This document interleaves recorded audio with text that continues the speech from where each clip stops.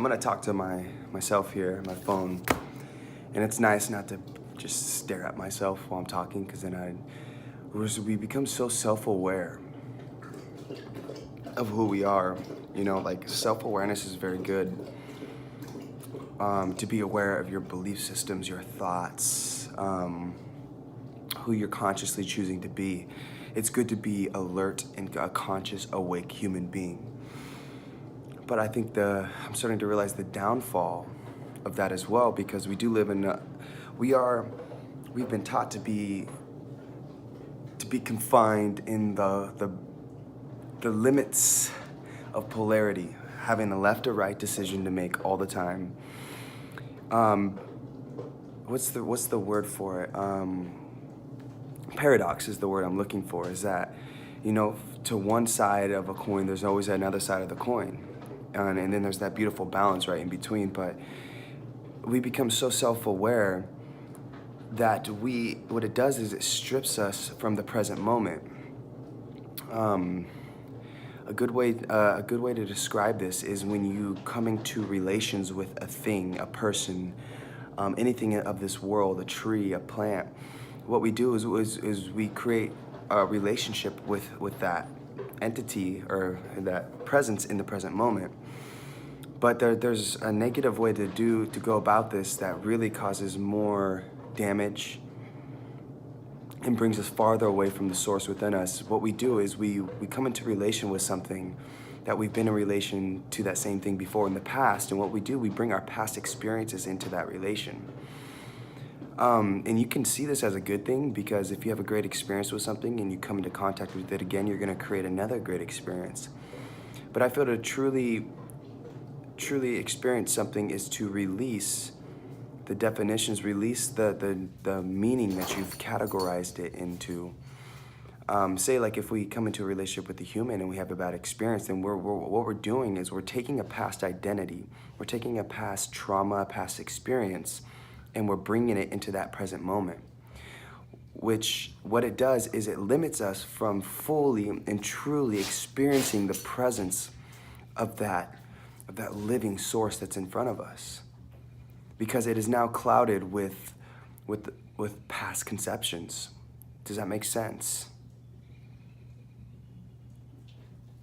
It's like when you're on a hallucinogenic, you're on a plant medicine, you start to dissolve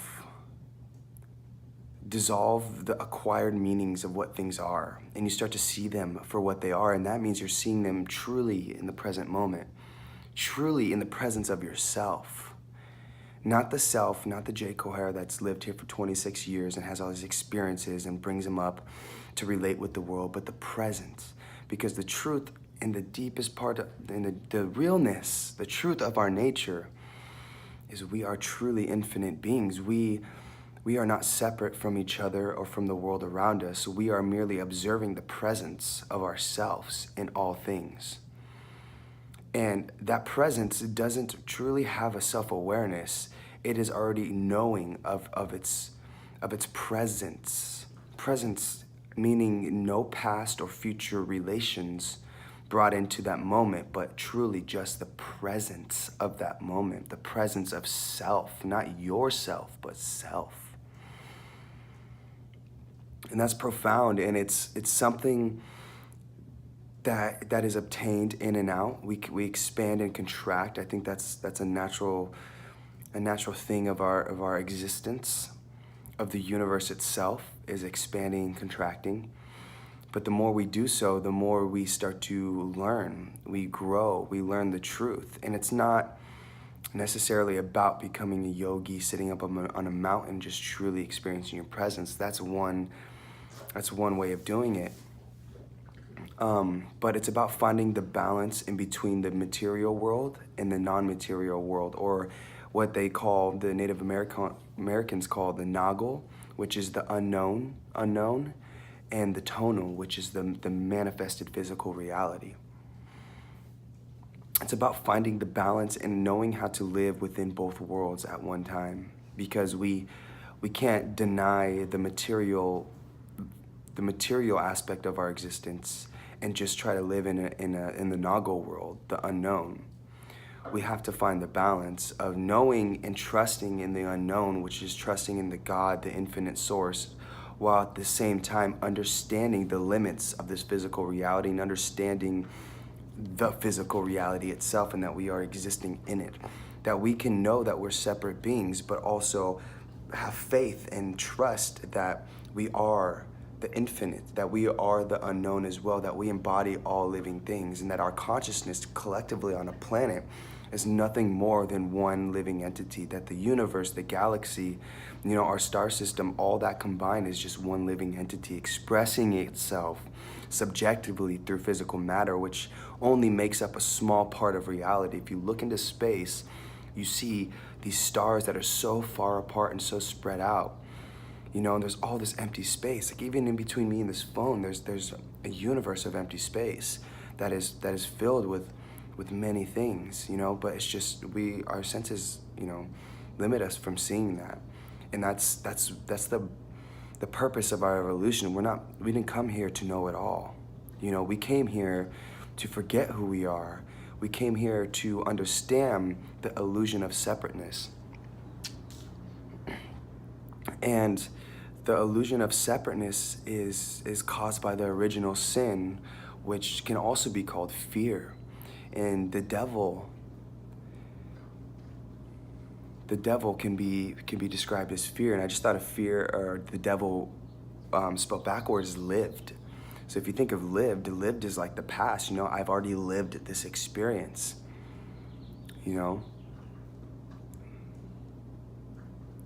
Or evil is live. Isn't that weird? It's like it's the opposite.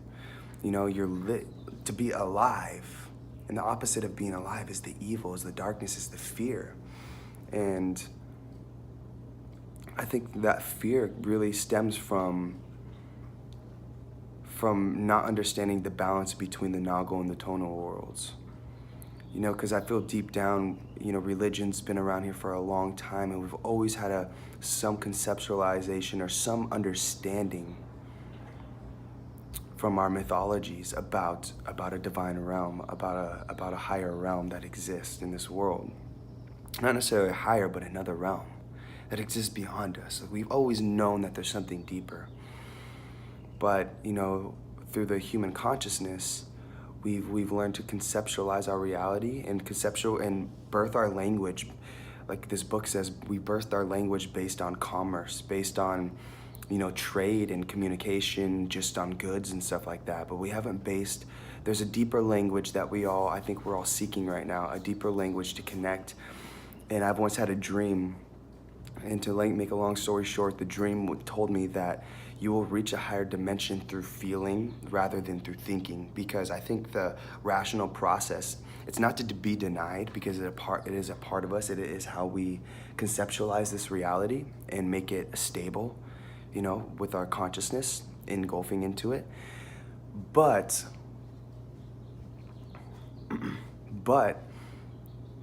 there's been studies done on the heart and how the heart has has a much more powerful magnetic field and pulse, and it expands much farther than the mind does. So it just goes to show that when you're in a state of love, in a state of feeling, you're connected to your heart. You're connected to the higher mind, so to speak, if you want to call it that, to your higher self. Because I think the heart is the direct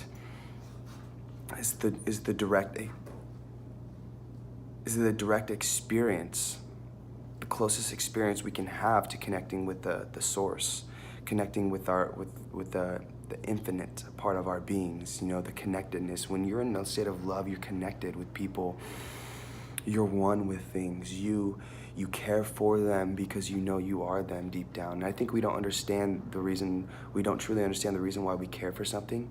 I think we care for something other than ourselves is because we know we are that deep down. We know that is ourself too. And we care for that being because we love them, because we're connected with them. We know we're connected to them. There's a connection.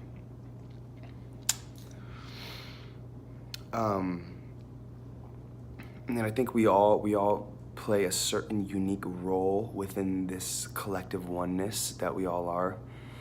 We all are an individual, unique expression of that one. We are separate, but at the same time, we are all one. No matter what we do, no matter how far we stray off from our path and feel lost and feel disconnected, that connection can never be severed. It's not possible. There's no separation is an illusion. It is not possible to not be connected. So I think what it truly comes down to is understanding, having faith in that connection, because they say that the only reason we have fallen to the illusion of separateness is not only because we chose to believe in the devil and to fear, but that fear stems from not having faith in the oneness that we are. If we choose to lose faith, then we fall into confusion, we fall into separateness, into fear. Fear is the toxin of separation. It is the motivator of separation, in which causes us to fight each other, which causes us to be bound to the material realm, and think of our lives as very linear, as very from start to beginning and ending and never restarting. And we fear. I think we fear because we know that there's more, but we've just been taught otherwise, you know? Like if we truly knew the infinite expression of who we truly are, which we do know, we all know it, it's just we've taught ourselves to forget it. We've taught ourselves to forget that truth. So I think, you know, many people talk about faith and how like it's just ridiculous to have faith in something that doesn't exist, but it's like, how can you believe in the wind when you can't see it? Why do you believe in it? It's not real because you can't see it. No, what do? You feel it. It's just like the infinite oneness inside of us. We believe in it, have faith in it because we can feel it. And the more faith and belief we have in it, the stronger it becomes within us. Like they say to not trust and put your faith in the reason of men, but trust and put your faith in the reason of God, which means to put your faith and trust in the reason of the one infinite source within inside of you. Because that is truly what we are. We're a manifestation of that. So in that, I just, you know, and I was also thinking about how we, in our lives, we want to be a certain something. We want to grow into certain something. We want to label ourselves as a certain something, you know, like I am this, I am that, I am a great motivator, I am a great this and that. But what we're doing, it can help us to grow, to become that by wanting to be a certain thing, like wanting to be responsible or wanting to be, you know, self-reliant or connected with source. But we have to come to realize that we are all these things. Even the fear, even the separation, we are all of it because we create it. So instead of going into a situation or approaching life in the sense that I need to be this, I want to be that label, that conception, that mental conception, something we created through rational thought, why don't we go into situations with an energetic perspective, saying that I want to be joy, I want to be peace, I want to be happiness. Because if we seek vibrationally for what we want in life, then we create it. But if we seek for a conception, it's harder to create because it is just a thought form, and thoughts and words are very limiting because it's the feeling of those thoughts and words that we truly want to experience. It's not the thought and the word. The word and thought is just a description of the essence of what we're looking for. Instead of looking for the description, why don't we go straight to the essence, which is the energy, which is the vibration of what we seek? So if we can have a simple intention, go out through our day, instead of being like, you know, I want to experience fear, why don't we say, I want to experience joy? I don't care. I don't want to experience, you know, being right or being wrong or knowing all or being spiritual. I want to experience joy today. That's all. That's my intention and my my reason to live right now and for today is to experience joy and to feel it and to let that energy manifest inside of my body and just give it to people and just to be it, and then it affects other people. It's like the energy itself is what we really seek. So vibration is the key. Like when Tesla says, like, if you see the world through energy and vibration, you'll understand the truth of reality. So I think we need to shift our consciousness and our awareness onto that aspect, onto energy, to start really seeing ourselves as energetic beings and start seeking more towards a feeling and towards an energy that we want to experience rather than a thought and the idea of that energy. Like even joy is just an expression, is just a thought form of the energy we feel. Like love is just the word that has been described, that has been labeled onto this energy. You know, this vast, beautiful, expansive energy. And if we can start to release these labels and names from the feelings we want to feel and just understand and know what that feeling feels like based on your past experiences and try and bring that into your life, the feeling of joy, you know, feeling of excitement, and get the words joy and excitement out of there and just feel and just try to manifest those feelings inside of you. Like, oh, be excited about something, you know, it's just, what it comes down to is just energy. The more we release the definitions, the more we can experience the pure essence of that energy. So it's best not to strive to be these labels, these conceptions. It's best to strive to have that energy, because to go straight to the energy means that everything else you want in life will come. Like if I just seek for joy, then everything I want to do in life will start to manifest, because I'm in a high vibrational state of excitement and joy. So I will naturally follow what my true self, my authentic self wants to experience. Like if I'm experiencing joy and I see a paintbrush, I'm like, oh, that's gonna bring me more joy, so I'm gonna paint. Or I see a business opportunity, ooh, that's gonna bring me joy. That's something that I feel that I want. You know, that this joy will manifest even greater inside of me if I go choose to get into that experience.